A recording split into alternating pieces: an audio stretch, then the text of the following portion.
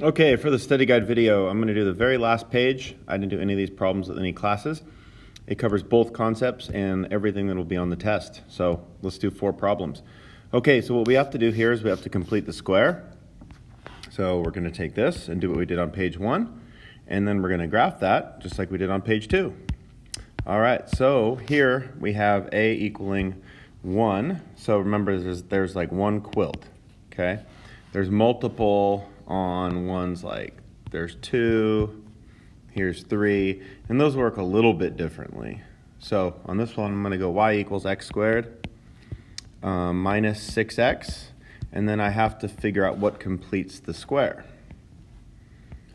So to do that, I take half of 6 and I square it. So half of 6 is 3, and 3 squared is 9. Or you could think of it as half of negative 6, and then squaring it is 9. Either way, you're going to get positive 9. Now, we added 9 randomly to the equation. We don't want to add 9, we want to add 13. So we need to add 4 more. And then we're going to condense this down to y equals, basically you're just memorizing a bunch of steps here. X, if this is a minus, you have to write a minus here. If that's a plus, you write a plus there. And then the next number is either half of 6 or the square root of 9, which is 3 plus 4. Now if I were to FOIL this whole thing and add 4, it would turn back into what we have at the top. So now to graph this, A is 1, yes, we all know that that's makes our lives a little bit easier. So this means right 3 and up 4 for our vertex. Oops. And it's opening up, and A is 1. So when A is 1, remember, this is what you do from the vertex, okay? Because it's y equals 1x squared. So 1 times 1, 2 times 2, 3 times 3, 4 times 4. So I have to do that from the vertex, so 1 over and 1 up. So I just did this. 2 over and 4 up, and that's all I need to do. Because you can see 3, 9 goes off the graph, and 4, 16 goes way off the graph. So there is the answer. Okay, number 2. So for number 2, we're going to go y equals x squared plus 8x. And now I have to complete the square, so I'm going to go plus some magic number here. Well, if you look back here, we got 9 by taking half of 6 and squaring it. So over here, we have to take half of 8 and square it. Half of 8 is 4, and 4 times 4 is 16. So I just added 16 randomly to the equation. I don't want to add 16. I want to add 10. So I added 6 too many. And then we're going to condense this down to x. Remember, this is a plus. A plus comes down. 4 is the magic number I'm looking for. Remember, it's half of 8, or the square root of 16, minus 6. So my vertex is negative 4, negative 6.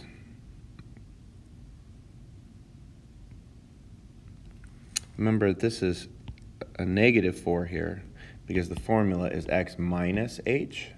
So if I put a negative 4 in here, that's how it's x plus 4. So that one is the opposite of what you would think. And A is 1 again, so I could use my table here. 1, 1, 2, 4, and be done. And there is the answer to that one. Okay. Let's do 3. Okay, pay attention. This is more like a level 3, okay? No coincidence that that's a 3 there. These kind are level 4. The ones we did before are level 3. So what you do when A is not 1 is you have to make groups. So we have 3 groups. And then we have to say, okay, I know we have 3 groups. Well, how big is each group? Well, this is going to be x squared. And this is going to be minus 2x.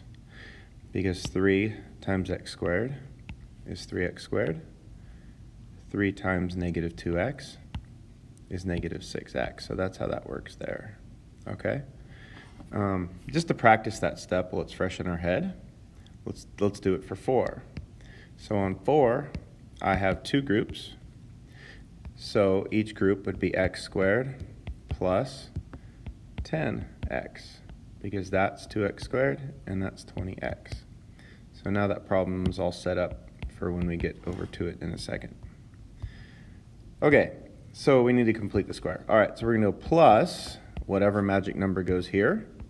It's half of the middle number squared, and half of -2 is -1. Or you could just think of it as half of 2 is 1, and 1 times 1 is 1. So we added 1 to the equation, but we added 1 right here in real life. So right now it appears to match up, but it actually doesn't. What did we add to the equation? Well, we have 3 groups, so we added 3 1s. So we added 3 when we only needed to add 1. So we need to take away 2, so it equals the thing that we have on top. And now is the condensing down step. And we're going to have x minus the square root of 1, right, or half of 2, squared minus 2. Okay, so my vertex is 1, -2. My vertex is right there, okay? Now, a is equal to 3. So we need to think about what it was when a is equal to 1. Here is the a is equal to 1 table, right? All these numbers are squared. So when a equals 3, all I have to do is triple these numbers.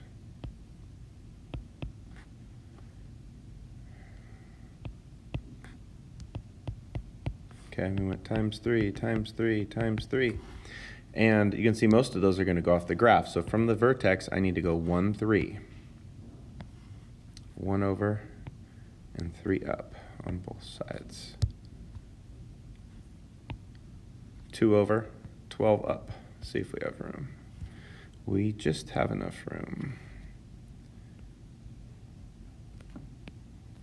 And this is going to come down like that. And there is everything put together into one problem.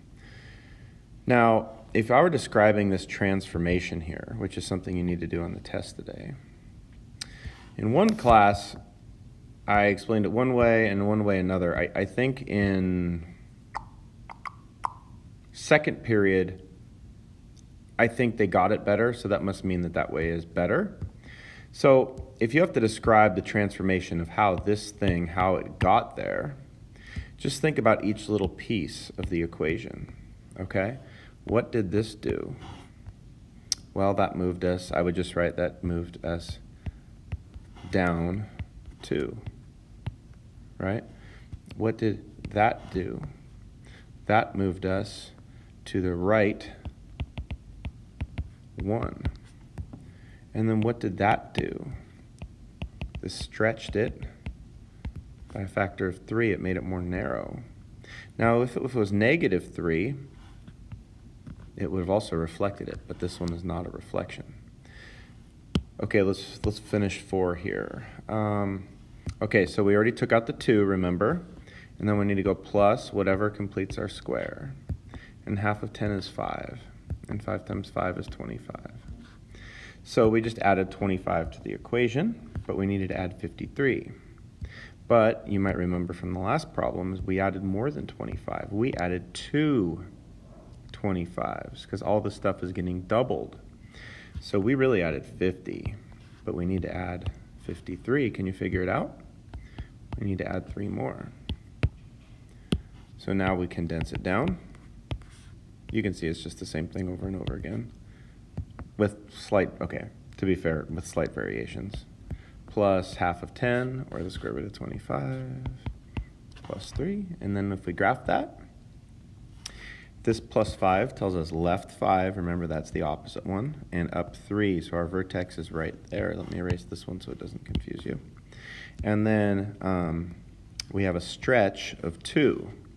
So always think of your A as 1 table, okay? Right? When A is 1, it's just this squared. So what do I need to do to all the numbers on the other side? I need to times them by 2 times 2 times 2 times 2. And then I'm going to do that from the vertex. So 1 over and 2 up, 2 over and 8 up just goes off the graph a little bit there. And then here is that one. And its transformation was up 3, left 5, and a stretch of 2. If it was negative 2, I would also say a reflection. Actually, it would be more like that. A reflection of negative 2. Okay? So that is everything on the test. Okay? The algebra and the graphing, and hopefully you found it helpful.